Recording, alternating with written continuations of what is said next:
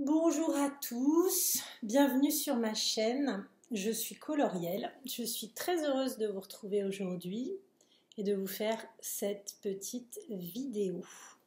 Welcome on board. Bonjour à tous mes abonnés chéris et bonjour à ceux qui sont de passage aussi sur cette chaîne. Je vais vous parler aujourd'hui des vœux, des souhaits exprimés ou non exprimés dans les liens d'âme. C'est la pleine période pour dire aux autres tout ce que l'on leur souhaite. Et bien sûr, dans les liens d'âme, on a notre connexion d'âme. Ça peut être en lien d'âme sœur, en lien flamme jumelle ou en tout autre lien karmique. C'est une connexion qui paraît assez forte, assez intense, assez connecte entre deux personnes et qui fait en sorte que peu ou prou on ne peut pas échapper à cette relation. On pense toujours à l'autre, il est omniprésent. Il peut y avoir une forme d'obsession aussi parfois, surtout en début d'histoire, mais j'ai envie de dire dans un parcours de flamme jumelle comme moi, ça fait 15 ans et la connexion est toujours aussi forte, même si le temps a passé. Et surtout, je voulais préciser que pour autant, cela fait des années que l'on ne s'est pas vu avec mon jumeau, puisque j'ai fait le choix de déménager et de ne plus le voir dans le cadre d'un triangle amoureux. Je souhaitais le laisser vivre sa vie et son choix d'incarnation terrestre sans interférer plus avant, parce que j'estimais que ce n'était pas ma place. Aussi, j'ai choisi de m'éloigner de mon jumeau et de ne pas le revoir tant que ce serait dans un schéma d'aller-retour, de fuite, de silence, et tant que nos relations et nos communications sont dysfonctionnelles. C'est un choix que j'ai fait. Il y en a pléthore d'autres. On peut décider de voir son jumeau en relation extra-conjugale, ça n'a pas été mon cas. Au bout d'un moment, je ne souhaitais plus vivre dans ce mensonge, dans cette espèce de triade, et je ne souhaitais plus interférer avec l'énergie de quelqu'un d'autre, parce que je ressentais que mon jumeau était véhicule de l'énergie de sa compagne et de sa famille et de ses autres choix, et je ne souhaitais pas pouvoir rester en captation de ces énergies-là, alors même que j'étais le choix second. Donc, nous parlons peu, mais régulièrement. Parfois, il y a des moments de silence demandés par l'un ou l'autre, ou souhaités par l'un ou l'autre, et l'autre respecte, s'adapte, patiente. Je trouve que lorsqu'on ne se parle pas, les connexions sont tout aussi fortes que lorsqu'on se parle.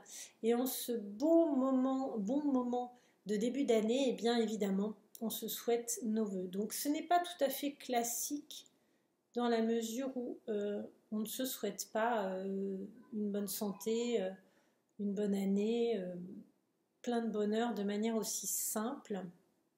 Pour vous donner un cas précis qui est le mien, je souhaite souvent à mon jumeau de voir le plus beau ciel possible, la lune et une partie de la galaxie, de la voie lactée, des clartés de la nuit, en pouvant faire des vœux. Et aussi, je pense à lui lors des feux d'artifice, puisque nous en avons eu un commun la première année.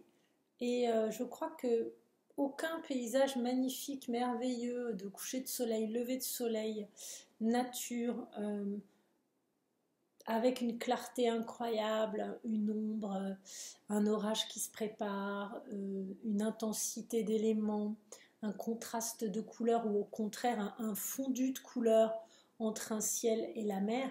Je crois qu'il y a peu de moments où finalement je n'associe pas presque inconsciemment une si belle perception, une si belle image à lui, puisque bien sûr tout ce qui est beau, je pense que je lui envoie sans même m'en rendre compte. Néanmoins, c'est moins fréquent parce que je me dis que j'ai la chance de le voir moi, de profiter moi-même et de pouvoir d'avoir ce paysage et en profiter. Et je remercie le ciel, je suis dans une gratitude importante de ce paysage et de cette chance pour moi-même dans un premier temps. Évidemment que je pense à lui parfois en m'endormant ou en m'éveillant, mais je dirais que c'est une ponctuation dans ma vie. Ce n'est plus un leitmotiv, ce n'est plus une obsession. Ce qui a mis des années à se mettre en place, puisque comme beaucoup d'entre vous le savent, lorsque l'on est en lien d'âme, on pense à l'autre tout le temps. Il y a même une grande période où on n'arrive pas à se détacher de la pensée de l'autre, de l'associer à beaucoup d'éléments de notre vie, que ce soit des difficultés, puisqu'on a envie de les lui raconter et qu'ils nous soutiennent, ou au contraire des grands bonheurs à partager. C'est la première personne à qui l'on a envie de partager. Donc la période des vœux est particulièrement propice et je voulais aussi vous dire que j'ai fait mon tableau de visualisation aujourd'hui.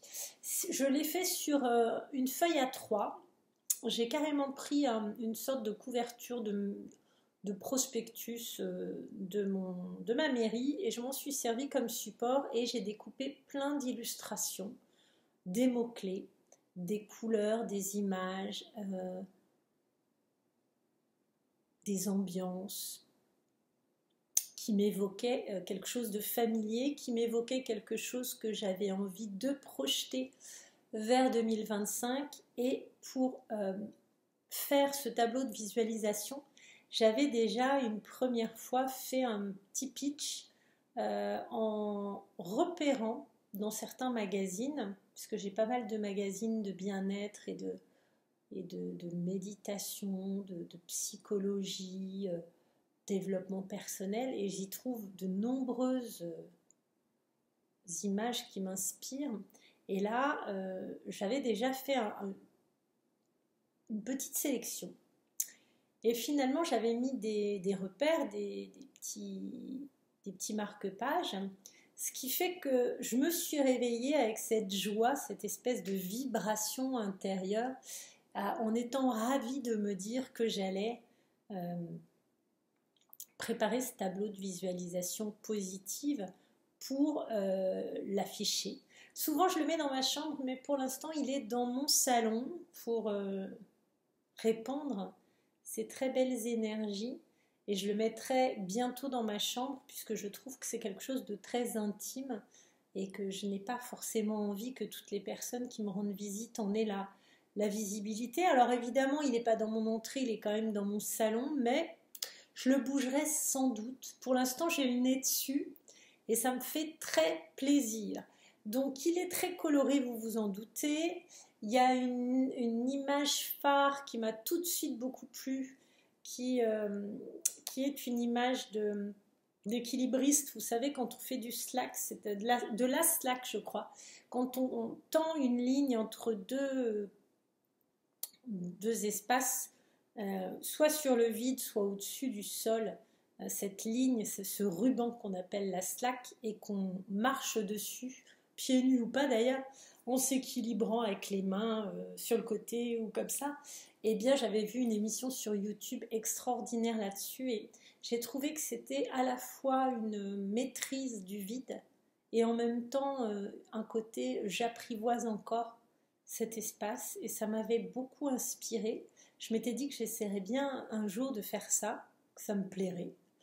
Donc voilà, j'ai mis cette image phare d'un côté.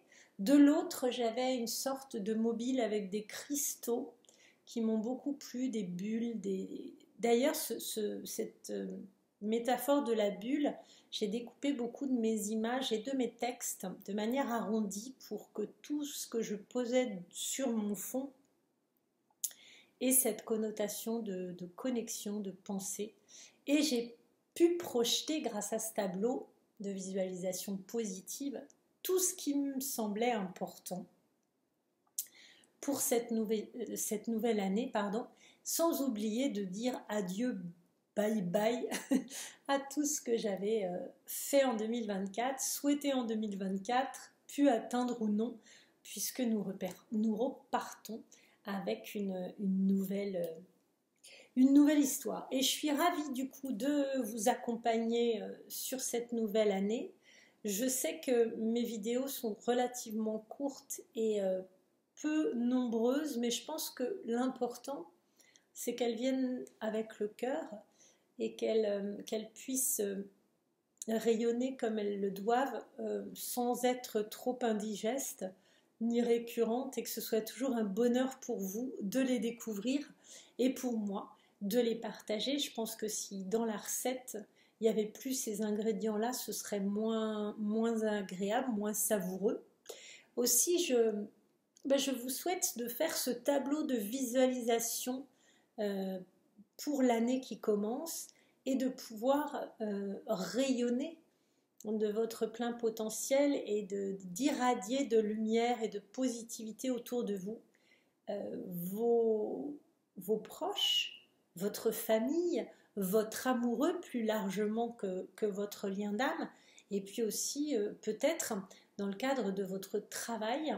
Moi je remercie la source, l'univers, le grand architecte, en fonction du nom qui vous parlera, pour ces consultations que j'ai eues, quelques-unes en fin d'année qui étaient toutes extraordinaires. Je remercie infiniment et je suis tout à fait consciente que à chaque fois que quelqu'un vient me voir pour une consultation, j'ai une partie à recevoir et une partie à donner. C'est toujours un échange, ce n'est jamais quelque chose d'unilatéral. Et j'ai souhaité pour 2025 que ma communication soit encore plus positive, plus lumineuse, plus vive, plus éclairante, plus stimulante, plus tout ce que vous voulez pour vous accompagner les uns et les autres sur vos chemins. J'ai souhaité vraiment pouvoir m'adapter encore mieux à toute forme d'auditoire, à toute forme d'interlocuteur et interlocutrice, dans la bienveillance la plus grande et avec toute la gratitude que cela fait naître déjà chez moi. Voilà pour ce début d'année, ces vœux, ces projections vers l'univers, ces projections vers les autres, vers nos proches, vers nos familles, vers nos enfants, vers nos amis et vers nos amours. Je vous souhaite une très jolie journée.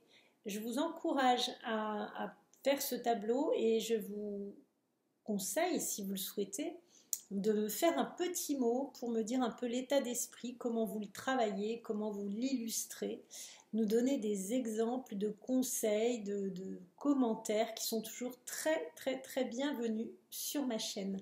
À très bientôt, je vous embrasse tous et je vous souhaite une jolie semaine.